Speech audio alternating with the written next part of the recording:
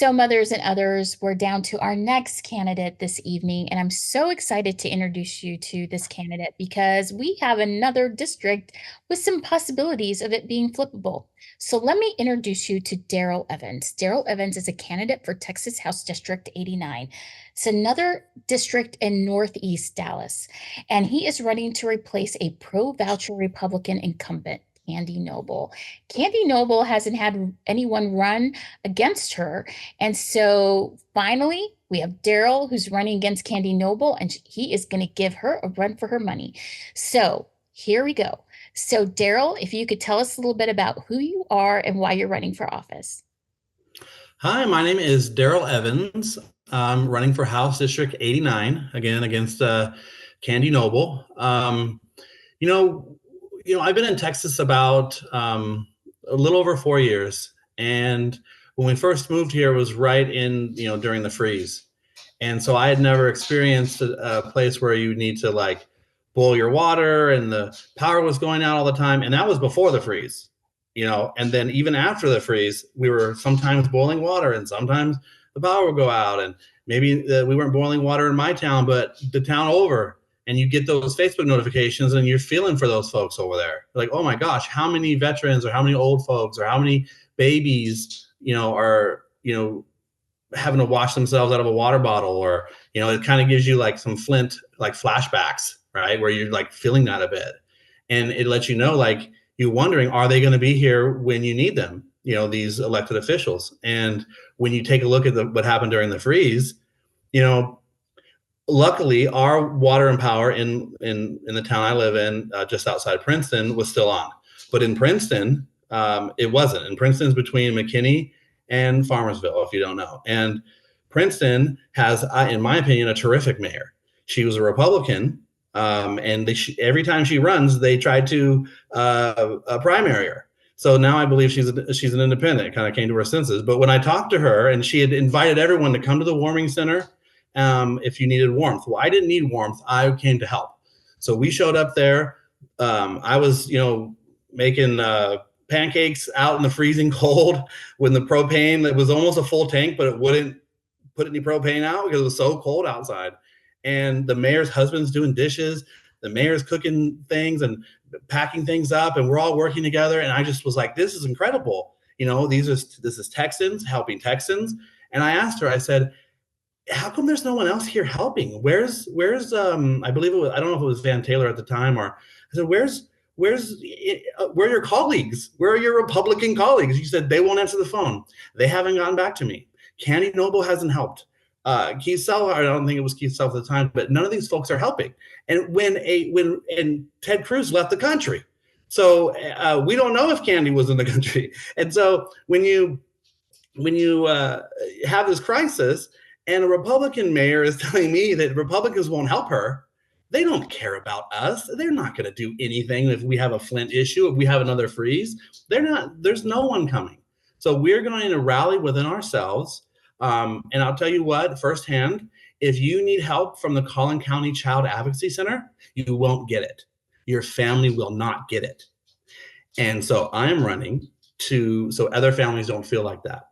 I'm running so that we actually have a school size that's manageable, so that we have infrastructure that keeps up with development, so that we have a county hospital system. We're one of the second or third, I don't know what it is, richest county. It fluctuates, all the time. We're one of the richest counties in Texas. We do not have a county hospital. We send, if you need help or you're destitute, you need to, I think, be 200% below the poverty level. There's a handful of urgent cares you can go to if you have an ear infection or if you fall down. But if you need any kind of real care, they're going to send you to Parkland in Dallas. We are a welfare county to Dallas because we don't properly fund our healthcare, and our men's mental health is incredibly troubling in this area. And I really think so.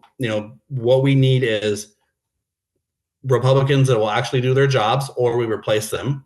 And then we need infrastructure, schools, and a healthcare system that really serves these people. Yep, I agree with all of that.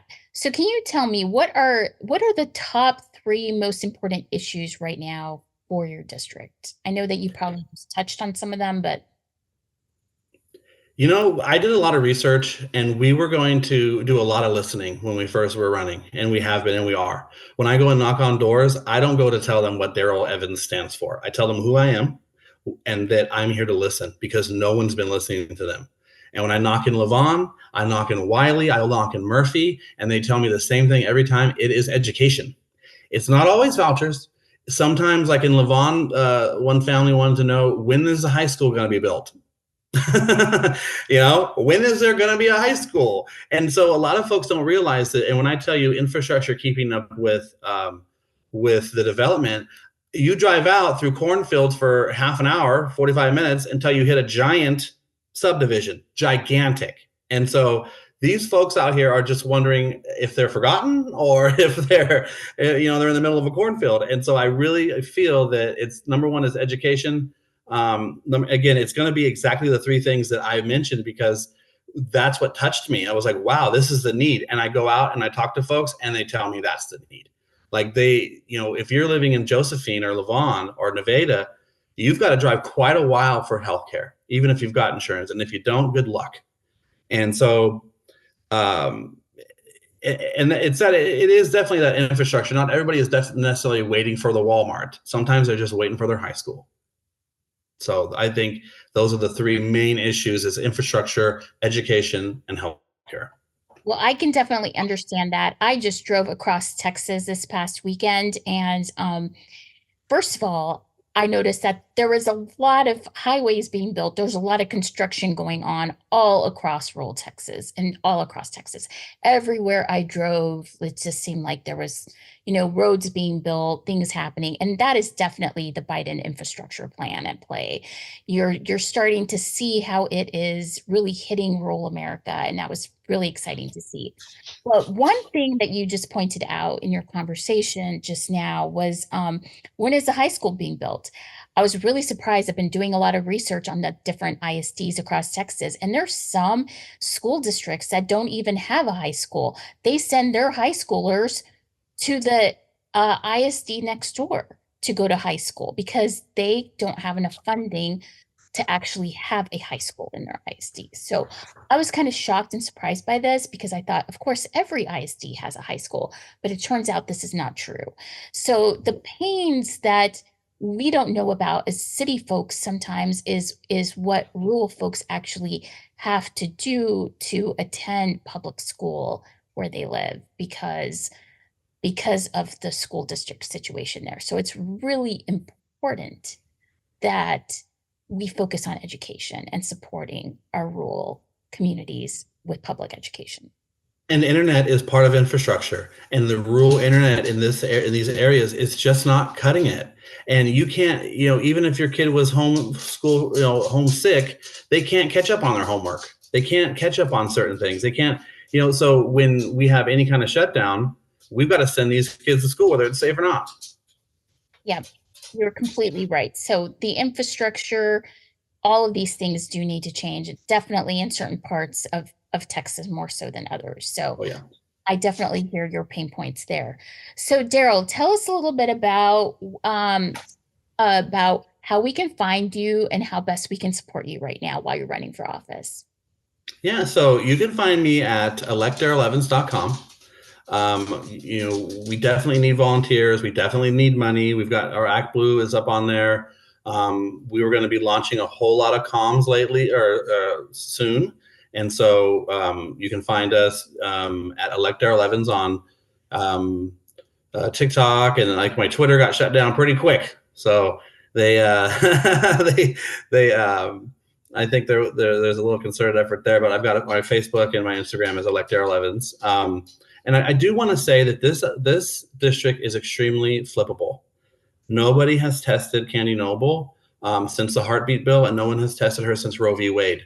And when I looked, and I've been, speaking to, consultants and different folks, and when I take a look at a map of Republicans and Democrats, that one of their main hinge issues is Roe v. Wade being turned over and how worried they are about that. There was 100,000 in my district, 100,000 people that are Democrats and Republicans that are just up in arms about Roe v. Wade. And my win number is just shy of 60,000. So we are very, very flippable. And so, Ray Ash won in this, or won about 38,000 votes in this district. And so we have a large gap, but this is very doable. And so if you go to electdarrelevans.com, that's my website. And also, we really need folks to kind of host us. If, I'll talk to some Democrats and they'll say, oh, I'm going to vote for you. Absolutely. Democrat, sure thing. But I kind of like, well, how about you invite me over on a Thursday night and invite some of your friends and we can talk about how, we can, beat these Republicans and really organize. So if you'll have me over and we'll bring some snacks and we'll chat with your neighbors, and that would be absolutely terrific because that's actually the only way we're going to win. I've got so much to say. I know we only have so much time, but we've got a post-writing campaign I'm starting. I'm actually, I don't know, I think I'm one of the only candidates that I've heard of that's endorsed by Beto. I've, met with his team. And so we are, I guess I just want to say, I'm your favorite candidate's favorite candidate. So vote Darrel Evans. That's pretty funny. I love that. So if you all live in Texas House District 89, can you please go and volunteer with Darrel? Look at him. Like, he's awesome. He'd be a great I'm candidate. nice to my volunteers too. I Yeah, promise. why not? I think Darrel seems great, guys. I mean, it's just so cool. What a cool guy to go Thanks, hang man. out with. And wouldn't it be great to have Darrel, in the Texas House? It absolutely would. So I'm ready to fight for you.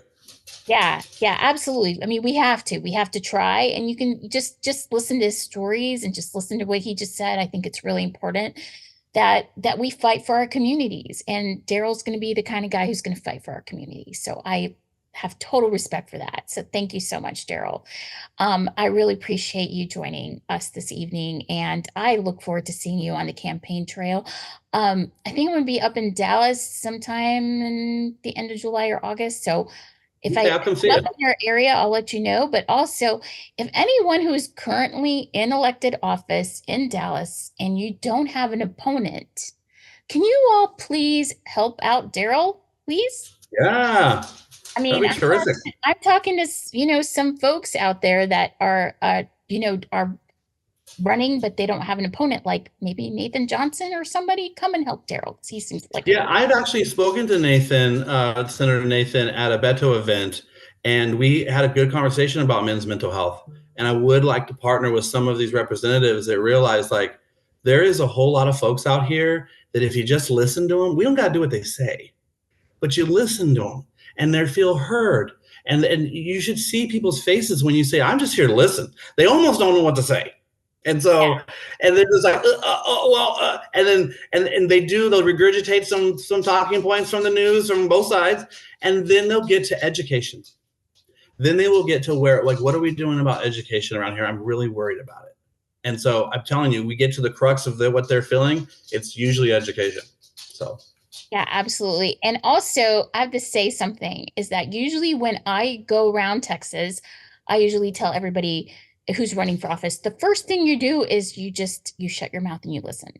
And I didn't even have to tell Darrel that advice. He picked up on it way before I even said anything, which is great because if we don't start listening to each other, we're not going to be able to build platforms for the people. So that's really why we need to stop and listen to everyone. Yeah.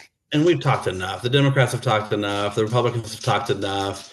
You need to just look down ballot, find a teacher, find a single mom, find a dad that's running for his kid, and then you will find someone that you can really get behind. And when I knocked on some doors, even the Republicans were like, "How about that debate?" And I was like, "How about these down ballot candidates? They're out here in 105 degrees." So I'm sweating on this front porch, just sweating. I was like, I'm standing out here. How about some of these down ballot candidates that are really going to fight for what you need? So yeah, absolutely. I'm so glad, Nancy, you had us on. It's so kind of you, and thank you so much. Yeah, Mothers Against Greg absolutely. Abbott Well, is awesome.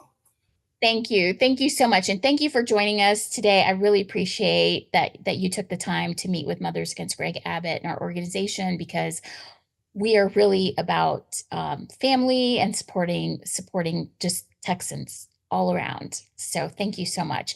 And mothers and others, you all heard it here tonight. Listen, we have some candidates at the top of the ballot. but we really need to think about the candidates a little bit further down the ballot. We need to have a little bit of a trickle up situation here in Texas instead of the trickle down situation from DC on down. Let's stop and let's focus on Texans. Let's get some people elected into office. Let's change the Texas legislature and let's make big differences in everyday Texans' lives this November. That is the most important thing. So thank you for joining us. And I look forward to seeing all of you on the campaign trail. And I'm ready and I'm back for this next election cycle. So thank you. You all have a great evening. Good night.